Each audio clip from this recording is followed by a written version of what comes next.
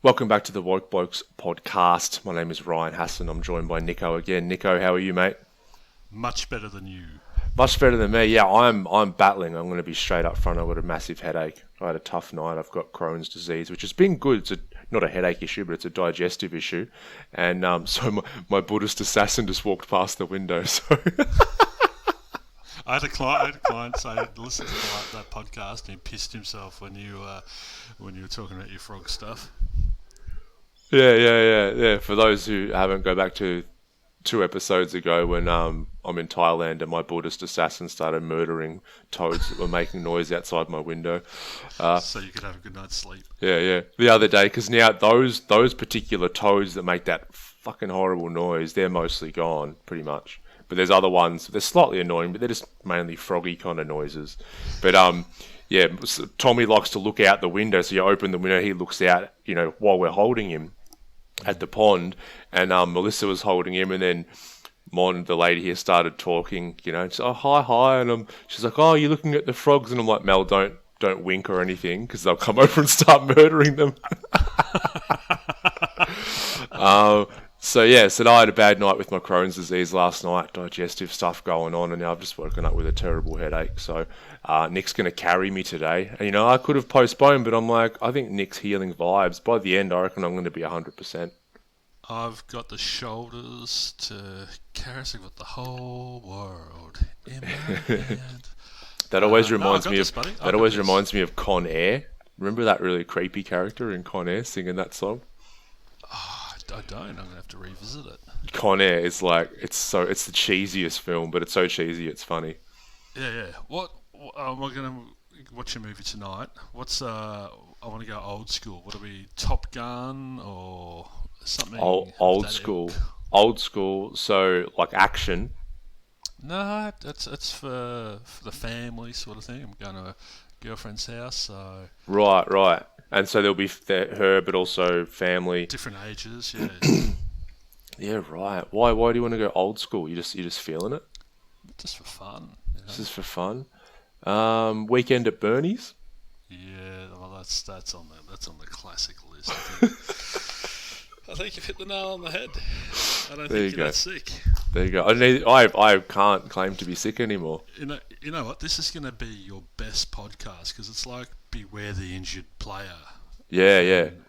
When someone turns up to footy and they've got a slight hammy or something, because they don't think that their focus is on that instead of analysing and overthinking everything. So it's like a performance increase. It's also the in boxing and that kind of thing as well. You got to be wary of when you've got someone a little bit rocked, because that's when they can be the most dangerous. Exactly. Me and Nick were chatting just before we pressed record about how sometimes we'll have clients, and for whatever reason we've just had like fuck all sleep. I might have had Tommy awake all night, or a day like today. And it's like, you're worried, you're like, oh, I'm not going to be able to give my normal self to the client. And they end up being some of the best sessions because you're kind of so tired that your self gets out of the way a lot of the time. It's a really interesting thing. So, yeah, look. Strap yourselves in, listeners. This could be belter today. BOG stuff today. I'm going for it. So, Totally. Last week, we were going to talk about Bronnie Ware's 5 Regrets of the Dying, and we never got to it because we started talking about being an empath and a sensitive man, which is awesome. So we're locked and loaded and ready to go. So Bronnie Ware, for those who don't know, wrote a book many years ago now, might have been 10 or so years ago.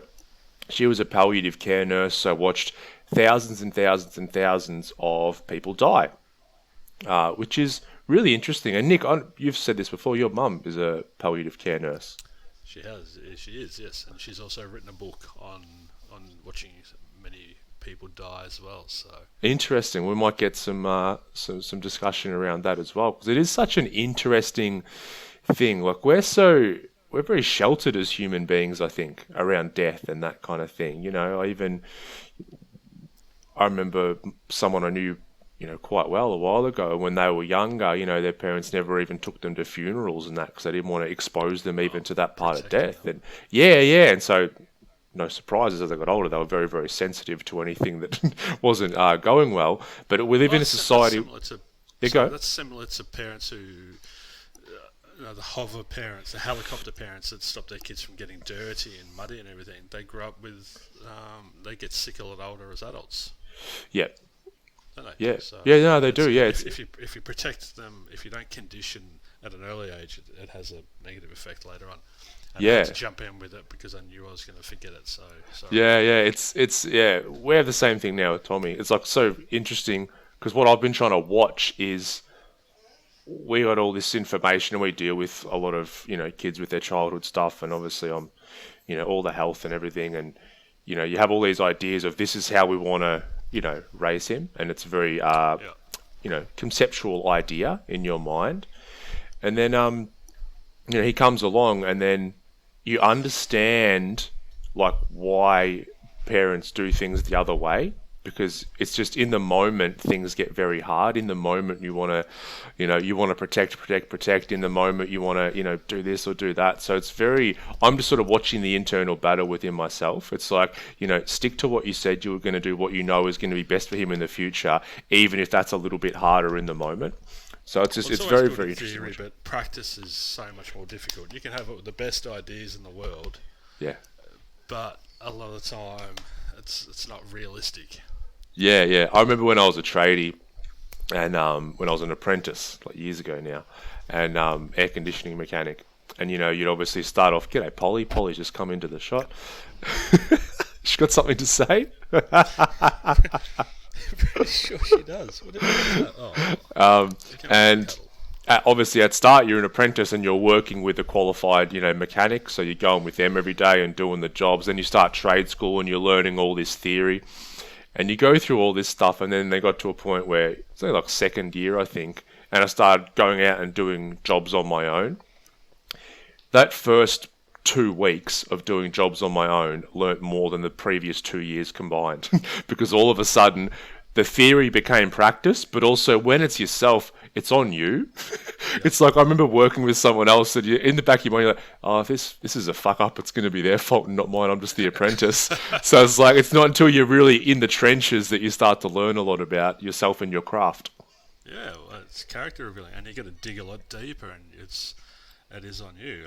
I've got a client who is for years been glass house throwing stones at people. Like, he's always hated the people in authority because they're not doing it properly. And I said to him, "But you never step up. You never put yourself in that position." Yep. So he's now just opened his own business, and he's said it's been so interesting to go, "Oh shit! Now I'm accountable for everything. I have to do everything." So it's he had all these good theories of this should be done, that should be done, blah blah blah, but there was no responsibility that came with it. Yeah. Now he's got all that responsibility. He's weighing it up from very different place. Yeah, it's funny. It's funny because I was an employee for so many years, and then went from that to running a business and having staff. I remember back when I was employee, and I'd be cursing the boss. I'm like, "Oh, he's making all this money off me and blah blah, doing all that." After I started running a business, I would look back. I felt like calling him up and apologising. I'm like, "You poor fuck! I didn't know how much stress and everything you were going through." What about your first clients? Do you remember? Like, I came out of study and then just went straight into opening my own business. Just hung my shingle out, and I'd never run a business, no understanding of how to run a business. Just start seeing clients, but you go from the safety and comfort of working with your classmates as pretend clients, and being familiar with them, to then having a complete stranger walk in your door and paying you to help and assist them. That's a massive leap. It is, but it's a leap that we have to take. And I think that approach that you took, and this is the approach that I took, and I know Melissa, my partner, it's the approach she took, is just starting to see clients is the best way to do it, because I see people all the time in this industry just getting certificate after certificate after certificate. It's like, okay, I've done my NLP. God, I'm really struggling over here. You'll be right. I'm going to power through. Keep going. I've got my NLP certification. I'm going to go see clients, and they go to start seeing clients like, no, I need to go and do my hypnotherapy now, or and then it just keeps going like that. And the thing is, no amount of certifications will be enough, because I know you can attest to this, Nick. You learn so much from your clients, it's ridiculous. And we're doing certifications now. So in our root cause therapy that we do, so we're running certs in that, so people get all the information, how to do it, here's the scripts, here's how you set up a session, blah blah blah. But then the whole thing is do it over and over and over and over again, because those, especially those early clients, you learn so much about yourself. Yeah, but if you keep chasing certificates, all that shows is that you're a person who can go and learn what someone else thinks, and you can go and study. Like, I know I'll go and study, I'll get a certificate, and then I will throw most of it away because it's irrelevant to me. I will pull a modality apart and put it back together in a way that's going to work for me in the way that I operate. So, and yeah, I think I learnt more from my first 5 clients than I did in my whole schooling life, because I was like, oh, this works, oh, that doesn't work, oh, this is shit, and that's shit. Yeah, I know. And you find what works for you, and then you only by doing sessions do you start to then really progress, because you start seeing these patterns in people, which the certificates can't teach you. 10 years down the track, I've had my practice for 10 years, and I've created my own methodology pretty much based on all of my experience of working with hundreds, maybe thousands of clients, because because you do learn so much from them. You learn, it's not about you and what you know or what you think you know, it's about them and what they need, and all you've got is some tools or resources to guide them and help them. So it's I don't know. I had this conversation with my supervisor, who we have to check in with every month to hold my accreditation. And he said, how are you? And I'm like, mate, I'm busy. I'm just flat out. And he's like, why? I said, what do you mean? He's like, you're my 5th supervision for the day, and everyone else has seen 1 or 2 people. Why are you so busy?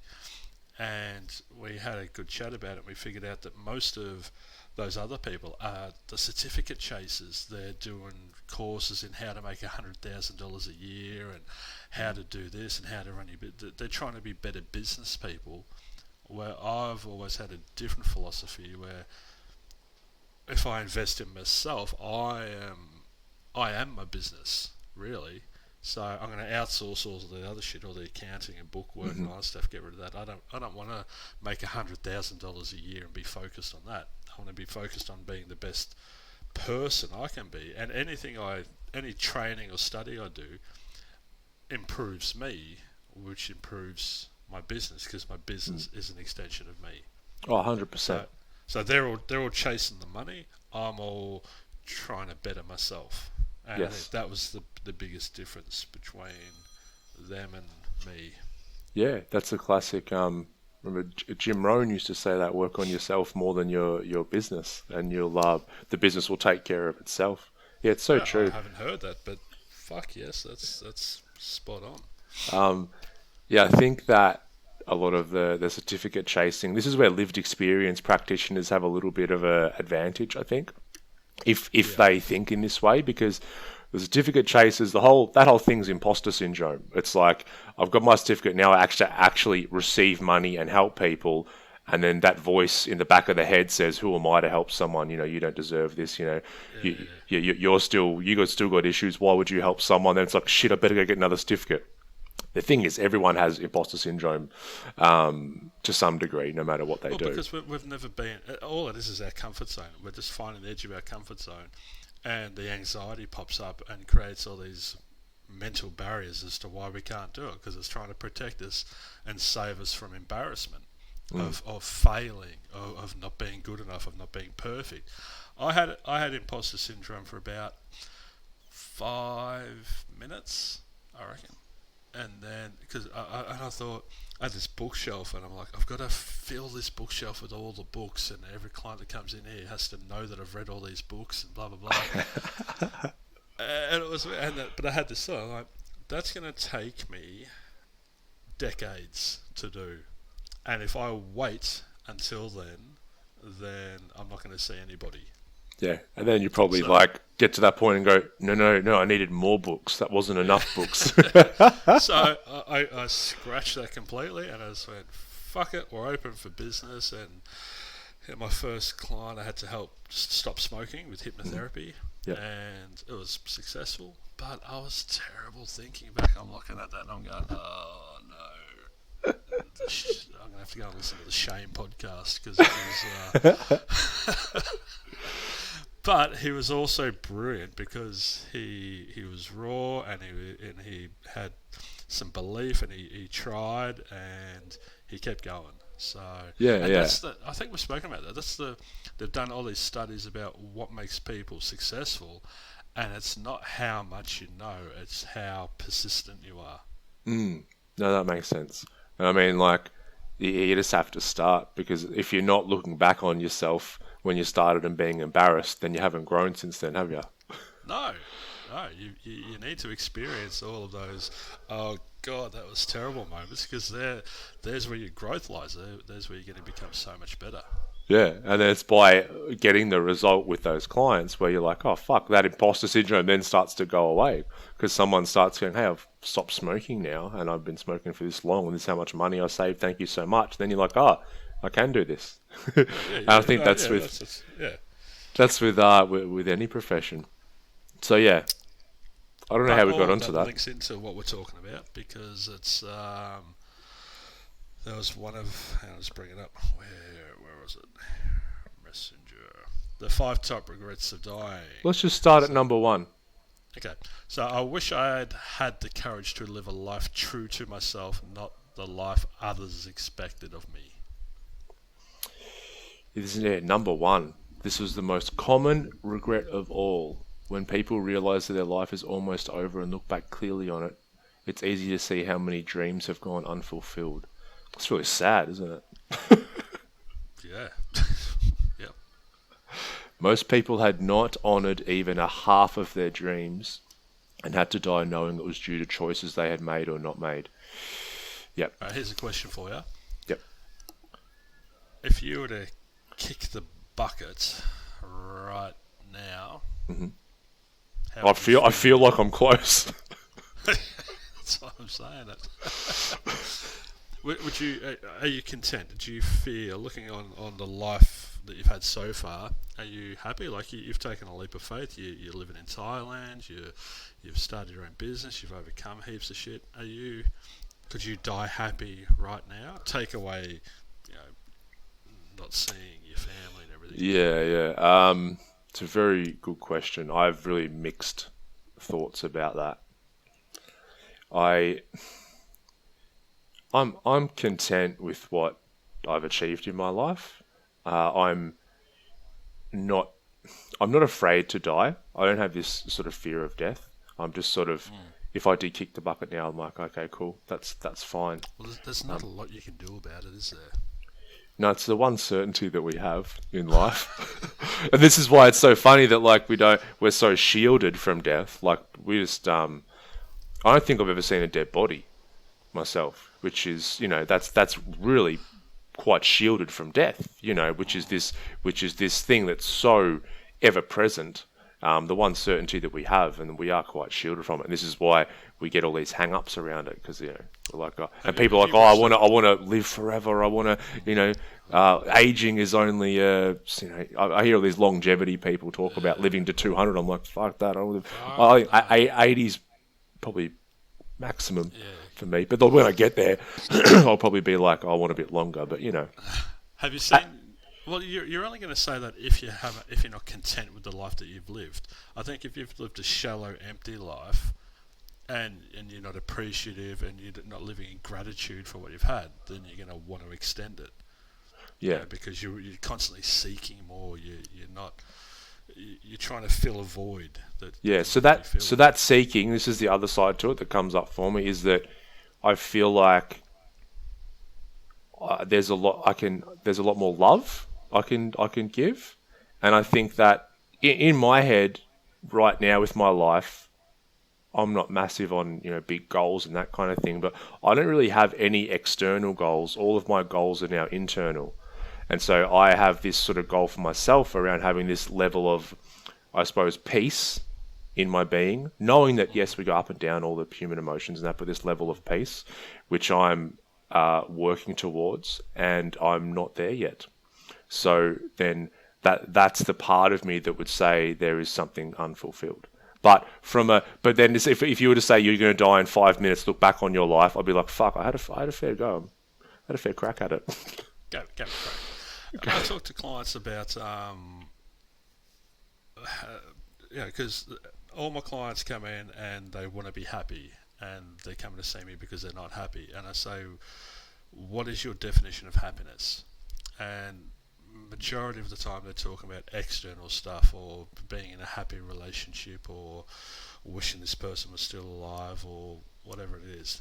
And if you look it up in the dictionary, the definition of happiness is to be content. And so people ask, well, how can you be content and not rest on your laurels?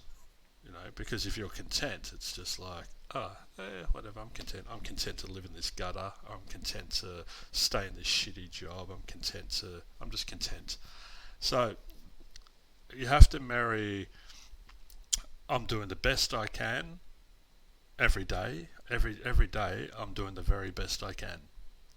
But marry that with another belief that tomorrow is an opportunity for me to stretch myself a little bit more. So I'm getting into bed content with how I am and how my day's been and how my life currently is. But there's no such thing as perfection, so tomorrow's an opportunity for me to try and better it in some way. It doesn't mean that what I have is bad or wrong, or who I am is shit, because you've got to bring evolution into it. There's constant change, there's constant growth. So the version I am today is amazing and wonderful, but tomorrow I can improve on him. But that doesn't mean that today's one is lesser. Yeah, it's a really good lesson in not having that black or white thinking. It's sometimes good. I heard someone speak once around, it's like looking at your child. So say if you had a child, they're 3 years old, and you said, do you love your child? You'd be like, of course. Of course I fucking do. Are they just, are they an amazing being? Are they perfect? Yes. I love them so much. It's like, okay, do you want to change them at all? It's like, no, just let them be who they are. Okay, it's like, cool. What I'll do, I'm going to freeze them, and they'll stay 3 years old forever. Is that what you want? And they're like, no. You're like, why not? It's like, well, I want this being to grow. I want them to grow and go to school. I want them to make friends. I want them to grow up, and they might get married or whatever it is. I want them to experience human life. It's like, okay, so you see them as perfect now, and you don't want to change anything about them, yet you still want to see them grow.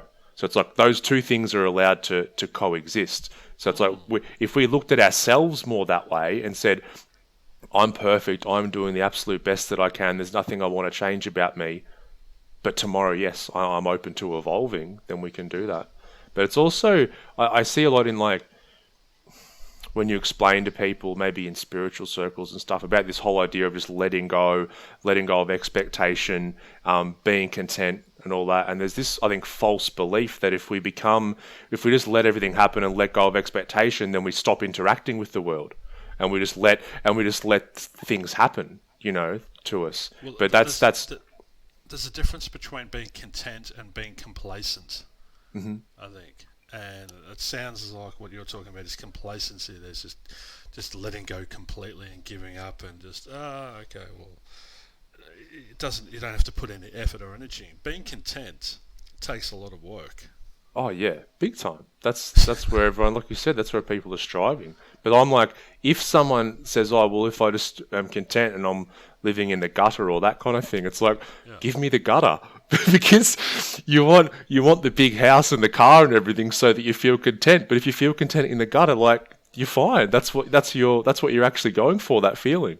Well, and once again, in all those studies, it's the happiest people in the world are those with the least amount of materialistic possessions, those living in the villages, because they've got the sense of community and the belonging and the connection, and it's an inherent happiness. It's not an outsourced, external, codependent happiness. I need this car, I need this job, I need this much money, I need. you can't be content when you're needy. No, no, yeah. I've noticed that being here actually. We're in quite a quiet part of Koh Samui, and it is a very kind of community feel. And we met a couple of ladies, older ladies, maybe in their 50s or so. And because with COVID and everything happening here, they're not getting as much help than a lot of other countries are from their government. And they were deep frying cicadas, like these big bugs that are found in the trees because they had no food. Um, but they weren't complaining about it. They were getting and having a laugh and everything, and then we ended up, giving them some money and stuff. But they were, I don't know, it's like you see people complaining because they can't make a car insurance repayment or something, and it's just a different world. That's that Seneca quote: "If you believe you have been harmed, then you have been harmed." Mm, So your mind is complicit in your suffering. mm. These women that you're talking about are an amazing example of how resiliency in action, of how they don't have these expectations that this should happen and that should happen. It's just they're being the bamboo instead of the oak tree. They're being Yeah, the water. They're just big going time. with the flow. It's just Yeah, and they're not focusing on the problems in inverted commas. They're focused on doing what they can do. Controlling the controllables is something I talked about with my clients all the time. And these women are prime examples of that. I cannot control what the government does. I cannot control what's happening in the world with the coronavirus. And they're not codependent on the government making them happy. It's just, right, what can we do? Cicada time. All right, yeah. cool. And then we saw them a few days ago. So it's like a week after initially, and she's on the scooter like down the main road, and she stopped to say good day, and she's got a big bag, and she had like some flowers and little things she'd made up from her garden, and also she thinks she'd been growing some herbs and stuff, and she was just riding around to seeing if anyone wanted to buy them, right? So she's just trying all these different stuff, and she sold quite a lot, which is awesome. So she had money to eat for a few days, and but also the thing that struck me even more than her pivoting, if she was an entrepreneur, she pivoted her business. Hear that all the time now. That's um, funny. and so not only did she do that, wasn't what struck me. What struck me was how much fun she was having.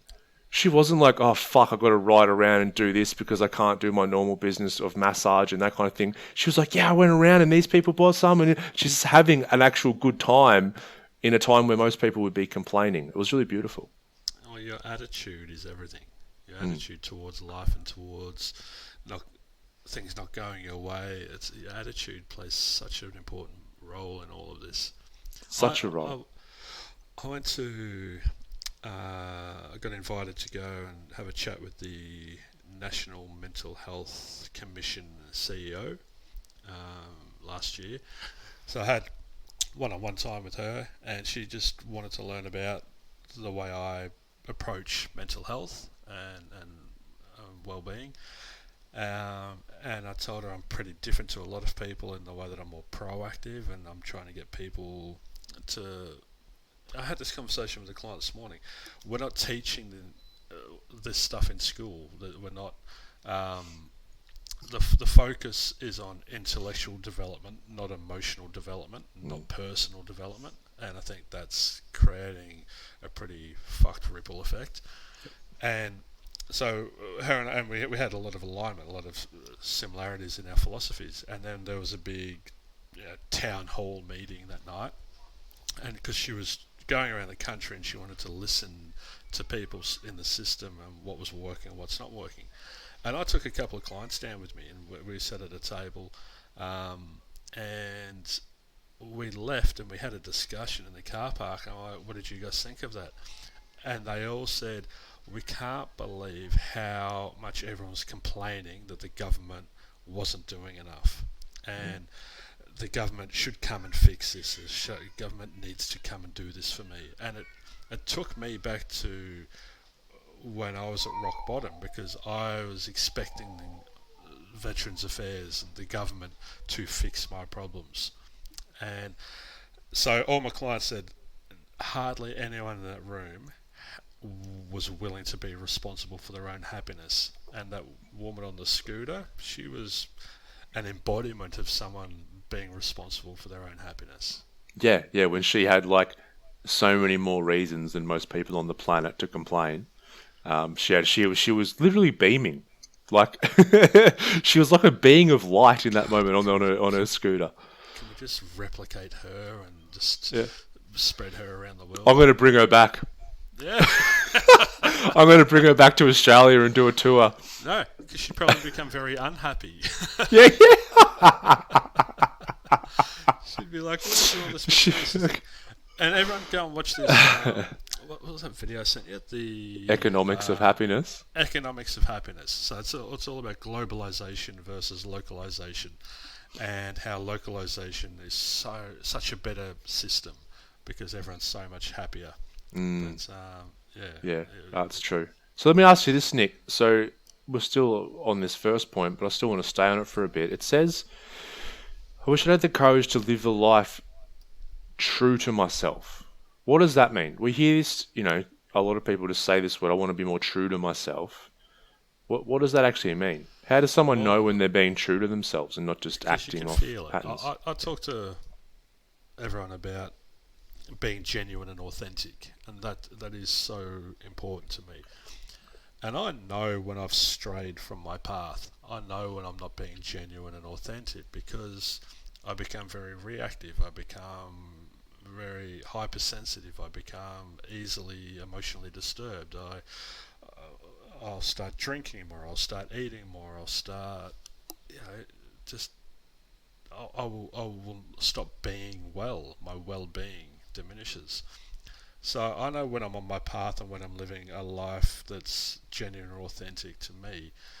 I don't know, it's hard to put into words, but I can just feel it. I feel connected and I feel grounded and I feel present and I feel empowered and I feel in the driver's seat. Mm-hmm. I'm speaking, I'm using my voice, I'm saying no, all these things, I guess, but myself is constantly changing as well. It's constantly evolving. So I've got to make sure that I'm not trying to freeze things, as you said before, freezing the 3-year-old.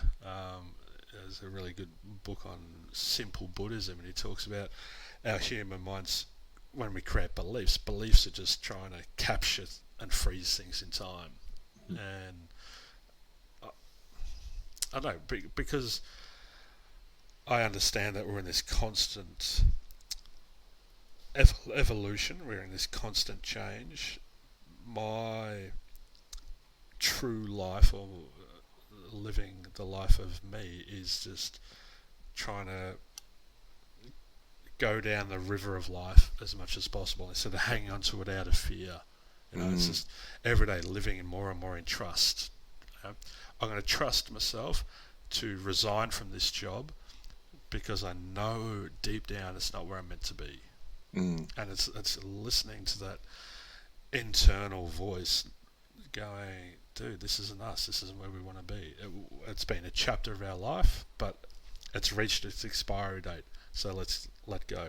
I had to end a relationship last year because that voice came up and it said, mate, it's reached the end of its expiry date, time to move on. I've done it with work, my own business. I pivoted a couple of years ago. I went from State of Mind Health to Myndfit because it didn't feel like it was flowing anymore, and I wasn't happy within it. So if I'm not happy within it, I've got to change it. Not expect it to change on its own accord. Yeah. Okay. So yeah, it's Does really that answer the question? Or? It does. Yeah, 100%. Yeah. So what I take from that is it's a real awareness of the internal and the external, and just making sure when they're not matching up. So it's like you're aware of this feeling state, and that's kind of different for everyone. You feel like you should do something, but you're not. But then if you don't listen to that voice, then the well-being side of things externally starts to diminish, and that's when we start to maybe, to have a few more drinks than we normally would, or we get a little bit more frustrated and narky at our partner, or that kind of thing. So you've just got to be kind of aware of both of those signs, because a lot of those little external signs are just feedback that we can use, and generally it is feedback from not listening to that voice deep within us. Yeah, well, I said to my girlfriend a couple of weeks ago, I need some time to go and sort myself out because I'm very far away from being myself at the moment. And so that only took, you know, 4 or 5 days, but I just needed some space to recalibrate, realign, sort of, Hmm. um, just clear some shit out and get thinking straight again. Yeah, yeah. So it's also, yeah, you said something important in there before around just saying no. I think that's a good sign when we're on the path because we're in a culture where we just say yes to bloody everything because we're Right, trying. people pleasers. Yeah, yeah, people Because we want pleasers. people to like us. Remember those three toxic beliefs: I must be loved Mm, slash liked. So everyone's in this perpetual habit of saying yes, yes, let's please everyone, let's do everything for everyone. But in doing so, they neglect themselves, and yes, that's yeah, where you're not living your life. yeah. And then that breeds resentment. And it's like it can be, it's very subtle too. Like it's just this little bit of resentment here, little there, little there, little there. But all of a sudden, over time, the load gets very, very high. And that's when we just get, yeah, we just tend to be pissed off at everyone and everything. But the second half of that is not the life others expected of me, Yep. and that's the thing. I think the word, the most important word in the world for me is freedom. Hmm. And that's not free of responsibilities. That's not free of to do what I want and just to buck the system and all that stuff. But it's to live free, freely, authentic and genuine. Hmm. So if I'm living under other people's expectations, I do not do well. Mm. It's not a good version of Nick that comes to the surface there.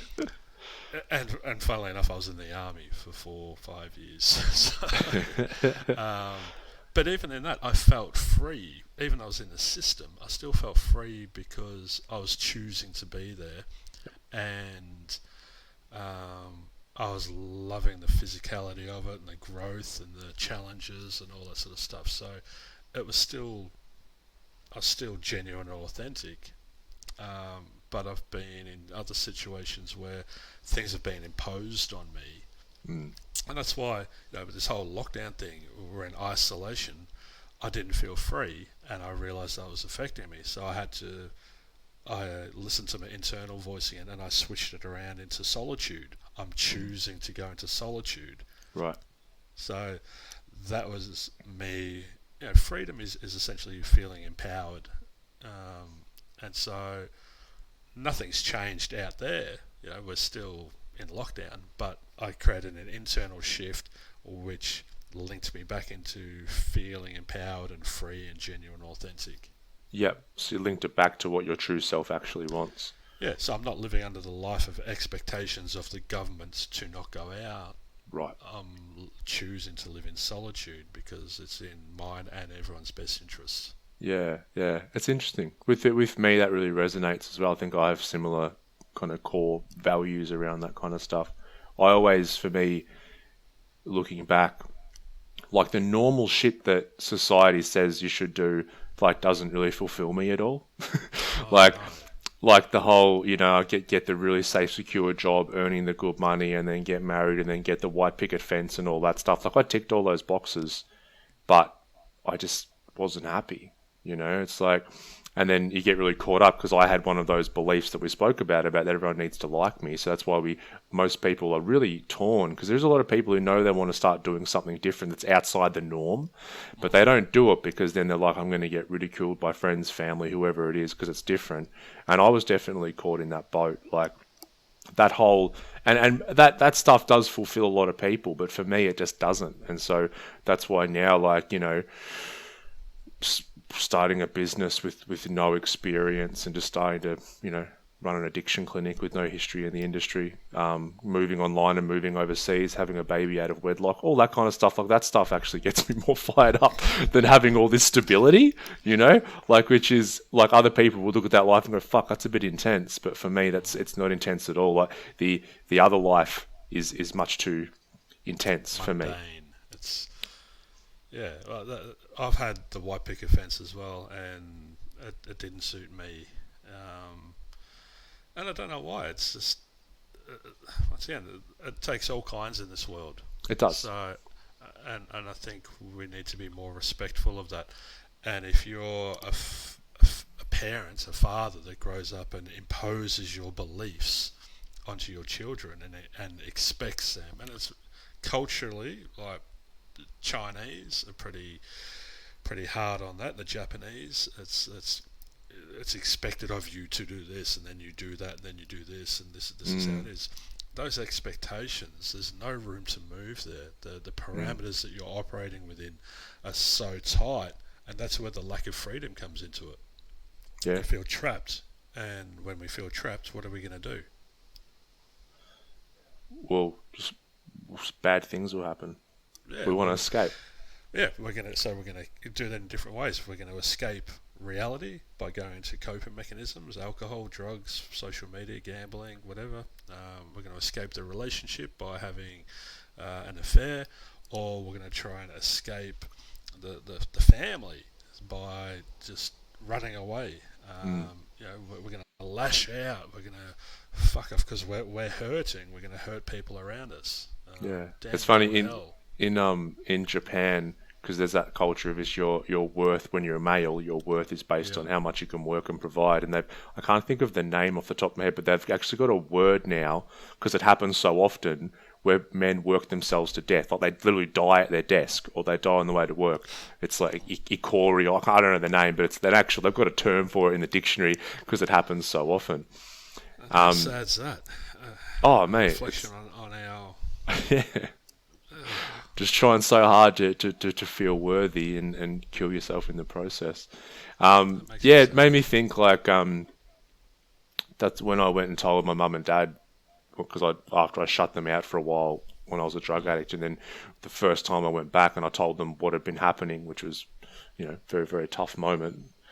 Telling them that your son's a drug addict, he's a drug dealer, he's been arrested, and all this kind of stuff, and then I remember my dad saying, just purely out of love, he's just like, we just got to get you back, get your old air conditioning job back and get some stability. And I knew it was coming from love and that, because what happened, the issue for me was, when I had all those nice things set up in my life, the white picket fence, the job and all that, I wore the mask of, yes, everything's perfect. And so externally, friends and family, that's why it was such a shock for people when they heard what was going on with my marriage breakup and then with the drug addiction, because they thought everything was perfect. And, this is the last person we expect something to be going wrong for. So externally, that represented my dad was like, this is the time when he was okay and everything was stable. But I wasn't.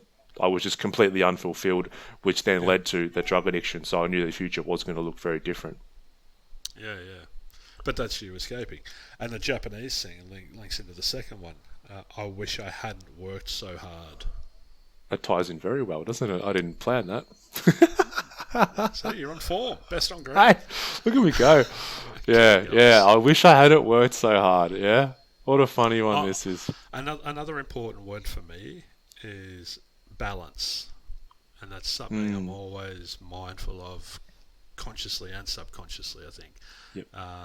So I only choose to see X amount of clients per week because I need time to recharge. I need time to manage my knee problem. I need time to look after my mental health. I need to do my Pilates and stretching and yoga and meditation and all that sort of stuff. So I've learnt to work smart instead of hard, and I've actually lost a few friends to do that, especially tradies, because they're so conditioned to working 40, 50, 60-hour weeks, and that's amazing. So when they see me working 30 hours a week, they're like, "You're so lazy," and I'm like, "Okay." Yeah. We've seen so many clients over the journey who have been tradies and will just work their asses, so 6-7 day weeks for weeks and weeks on end, and then invariably they'll go on cocaine binges for a whole week and blow all the profits they made in that time, because once again it's completely imbalanced. So it's like the pendulum swung all the way this way, and guess what? It's going to come back equal the other way. And then they're like, "Why the fuck did I work so hard when I just blew it all in a couple of days?" Exactly. It's all been for nothing, really. Yeah. I see it with tradies especially that reach the end of their working life and they retire, and then they're just so lost because they were so conditioned to work in 50, 60-hour weeks that when they retire, the pendulum swings to the other end and they've got 0 hours to work. They're completely lost. They have no idea. And a lot of them die. Just, when the Japanese die from working themselves to death, I've heard a lot of stories of men dying at retirement because they've got nothing to do. Yeah, it's purpose. like purpose. That's the word. Yeah, it's like my identification was here, and my purpose, and that goes away. Who am I if I'm not working 60 hours a week? Yeah, it's like it just holds them together. It's just interesting. This happened with both of my grandparents. Is that both grandfathers got quite sick, and they ended up dying first. So at the end of their life, my nans that would have to look after them, and both nans were like just so switched on, so with it, for being old. And then it happened in both cases. As soon as my grandfather, so their husband, passed away, they just went downhill dramatically fast. Yeah, both got Alzheimer's, dementia, and then it was so interesting to watch because that's like a little old school mentality. Like I'm the wife and look after. And now I'm really needed because they're sick. So my purpose is them. Same thing with the men with work. That purpose goes away. Then we just it goes. Everything falls away very quickly. Very fast. And it leads to suicide. It leads to lots of bad shit when that balance isn't there. So, it's funny. It said with this one, the works are hard. It says in the next line, this came from every male patient I nursed. Everyone. Wow. They missed their children's youth and their partner's companionship. Yeah. I had a client say to me, I can provide anything for my kids. I can give my kids anything they want. And I said, can you give them a hug when you drop them off to school in the morning? And he burst into tears. Yeah. And he's like, oh, and so his focus was on materialistic money. I can give them iPods and iPads and all this shit. Well, all they wanted was a hug and some love. Yeah. So you can't provide that if you're not there. You fucking Yeah. This is why we took the business online at the end of last year, because it's like, I've sat with that many people when they've been back in memories where they're just like, I just wanted my dad there, and they're crying, even though they had all the best toys and iPads and everything. And it's like, I can't make this mistake. And the funny thing is, I don't have kids, so I could work 50, 60 hours, and I do have a workaholic nature. I think I have, especially setting up my business. I was working till 2, 3 in the morning and really smashing it. So I can work extremely hard when I need to, but I'm not willing to do it long term because my focus is on being sustainable. Yeah, that's the word, isn't it? Sustainable. And it comes from being in balance. Yeah, and I find you have to give yourself permission. You got to give yourself permission to do it. That's the thing. Stop looking at everyone else's expectations of what and trying to live up to their expectations and make them happy. And say, fuck it, I'm giving myself permission to make myself happy. What's really going to make me happy? What's going to feed my soul? Yes. Is going to work, seeing all these clients, running a successful business, but then taking a Friday off and playing some golf, or heading away for a long weekend, or I don't know. Giving yourself permission is paramount. 100%, because then you stop that resentment build up. And when you stop that resentment build up, you're a better friend, you're a better partner, you're a better dad, whatever it is. Like, all areas of your life benefit from that. But then we keep doing it because we're like, no, I've got to provide or do this or do that. But we just neglect ourselves at the same time, which, it is sad. But that restraint thing, I think it's very important. Let's go to... The last line in that says, all of the men I nursed deeply regretted spending so much of their lives on the treadmill of a work existence. The treadmill, it's like a hamster in a wheel, isn't it? Just going around and around. I wonder how much this will change now, because obviously that's a byproduct of the Industrial Revolution. Is like the whole school system was based on that. So the school system has taught intellectual intelligence so that you can go and work on a in a factory on a production line and we can churn out products and everything. But obviously the Industrial Revolution really falling away now in manufacturing, and so I think the work is looking very different. So yeah, I'm not sure the answer to that. I'm not sure how much that's going to change. I like to believe that we're going to learn a lot of lessons from this coronavirus thing, and it's going to be a catalyst for a lot of change. But I'm also a realist as well, and some things will change, but by and large, we'll go back to what we know. Yeah, who knows? All right, number 3. I wish I'd had the courage to express my feelings. Yeah, I like this one. This is good. This is like the whole thing. It's like when you said, what if I kick the bucket right now, and oftentimes when if you tell people you got one day to live, what are you going to do? And it's like, I'd go to mum, dad, my friends, I'd go to everyone and tell them that I love them. It's like, what why don't you do it anyway? Because we can't. There's limited beliefs. We can't. We've got this conditioning that doesn't give us the freedom to go and do it. Yeah. What does this one mean to you, Nick? I wish I'd had the courage to express my feelings. Well, my first thought was what we spoke about last week, with my dad saying, "Stop being so bloody sensitive." When I was a kid and when I was growing up. But I think once again, there's a balance. We can be too expressive. We can be too emotive. We can be too needy to talk about everything.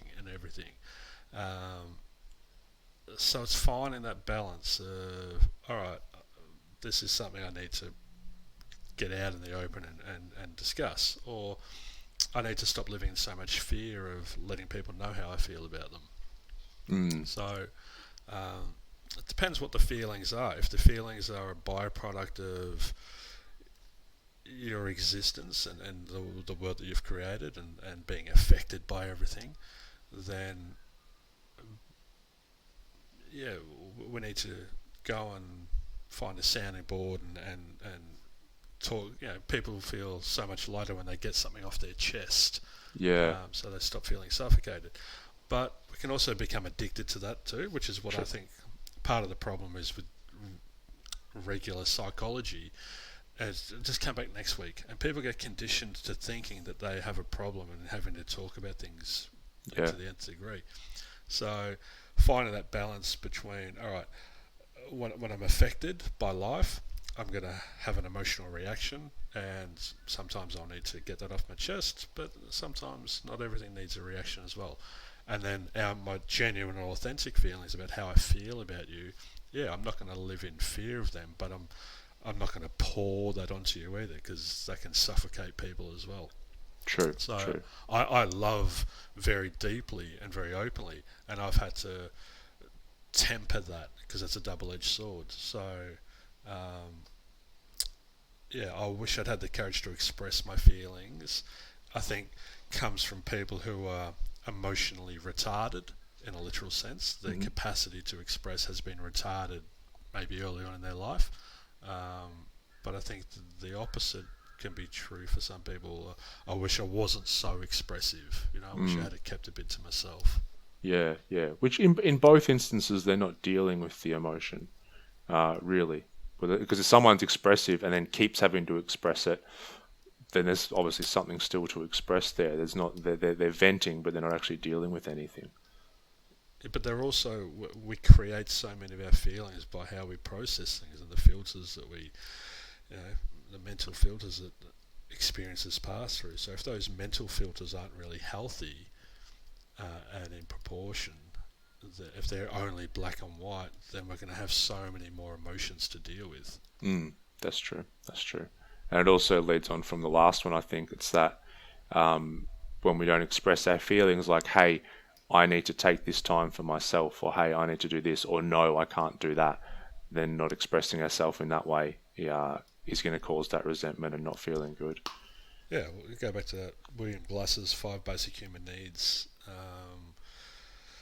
Power, belonging, freedom, fun, survival. The freedom to speak our minds is really important. If we're tiptoeing around on eggshells all the time, we're going to feel very trapped again. So we're going to need to try and escape it at some stage. And people feel that way in their home life. I know many people, and then also feel that way at work. So it's like you never get a break. It's like if I feel like I'm tiptoeing on eggshells and can't fully express myself at work at home, and that's pretty much where I am all the fucking time, then no wonder we look for escape. No wonder we come home and start drinking 6 beers every night. And but this goes back to you saying true to yourself and just seeing those things as signs. So if I keep doing these little coping things, or if I'm feeling resentment, or if I'm feeling this frustration all the time, if I feel like I'm suffocating, then I've got to own that. You got to call yourself out on your own bullshit, and you got to, So where am I not expressing myself? And it's probably at work and at home, because oftentimes it's easier for people just to say, my boss or co-worker's an asshole, my wife's, she's bloody doing this, blah blah, than admit that we're not speaking up for ourselves and that it's our problem. I have to do the opposite. I've got to check myself on being too expressive Before you wreck yourself. Yeah, totally, man. And that's where, my new relationship is really good, because she says to me, we don't need to talk about all of this to death. Right. It's just let it be. Just let it sit with it for a bit. And so it's pulling me back a little bit, and I'm still expressing and being emotive, but it's not. It's in that balance. It's not down that other end of the spectrum. Finding your balance. All right, well, Yes. I've got to jump off here in a few minutes, so we're going to really run through these last so two. the next one says, I wish I had stayed in touch with my friends, but it says they wouldn't realise the full benefits of old friends until their dying weeks. But it's also, don't stay in friendships just because you think you have to as well. So my best friends live far away, so I hardly ever see them. But when we do catch up, it's magic and it's awesome. So I found relating to the current situation, a few people have been struggling because they haven't realised maybe how much they were getting from these social connections until they're gone. So all of a sudden, so it's like, you might only be social for a couple of hours a week normally, but then, and you're like, oh yeah, that's fine, I see my friends, blah blah. But now, isolation, and that goes down to zero, and then all of a sudden you got this weird feeling, and you can't quite put your finger on it. And for a lot of people, I've found it's that, because if you have like all these areas of your life, the classic wheel of life, and we want a nice balance, then all of a sudden that socials come right down. Then there's that internal out of balance kind of feeling going on there, and oftentimes it's that. And so I encourage people listening, like, jump on Zoom, like jump on a call with some friends, and have a bit of a laugh. I've got one tonight. I've got two of my best mates. We're jumping on a video call, and I know that I'll do that, and it's like that cup starts to get filled up. it feeds the soul a bit. Feeds the soul. What's number 5, Nico? I wish that I had let myself be happier. Let myself. That's an interesting one, isn't it? Interesting terminology. Yeah, you know what? I think that terminology, for me, how like when people are dying or they're getting old, they kind of stop giving a fuck, and a lot of them get a lot lighter. Yes. Yeah, and I think there's this realization, because when I've had really intense, experiences, call them transcendental, mystical, whatever you want to call it, where I have just felt this feeling of contentment and all that. For me, I've realized that I was the one stopping myself from feeling that.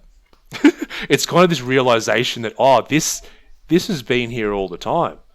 And I've been too caught up with all my bullshit over here. And so I wonder, when people are getting to the end of their life, a lot of those layers get peeled back and they realize, oh shit, I spent decades preventing myself from being as happy as I could have been. Well, yeah, I think they've run out of fucks to give. They've given away all their fucks, and they reach 70, and people call it, they don't have their filter anymore, but I think they've just run out of fucks. And the Joker said it best, why so serious? Yeah.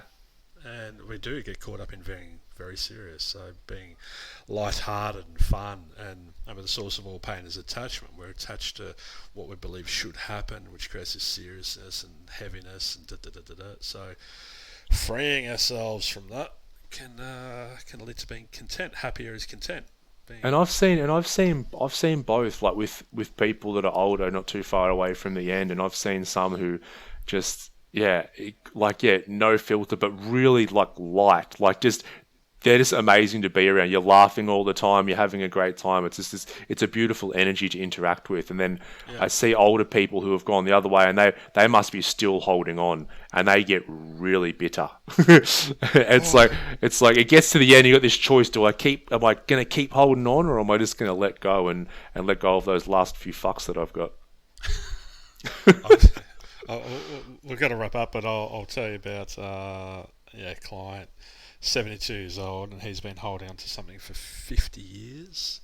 Yeah. And he's completely buckled and been out of shape. So, all right, coming up, we're going to have our first virtual guest, if we can organise that. Whoa. Yeah, so I've got a client who's 6 weeks into a 12-week program and is an absolute legend, and I think he's got a lot that he can share and give to all the listeners.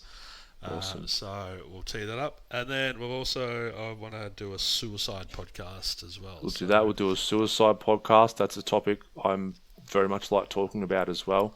Even though it's a dark topic, it's one that we should be talking about more. Yeah, well, I want to bring some stuff to the surface and change people's perception of it a bit, inform and educate people.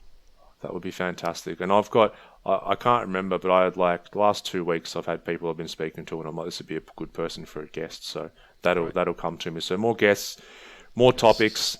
And Nico, pleasure as always. Polly is there for people watching on YouTube. Nick's beautiful dog Polly is there. That's rich. Makes him want to get a puppy again. Go and get better. I think I'm healed, Nick. I think your beautiful energy has healed me. Or Polly. It might have been Polly's, actually. Bit of canine therapy. All right, mate. Pleasure as always. We'll see you all next week. Thank you for tuning in. Peace. Peace.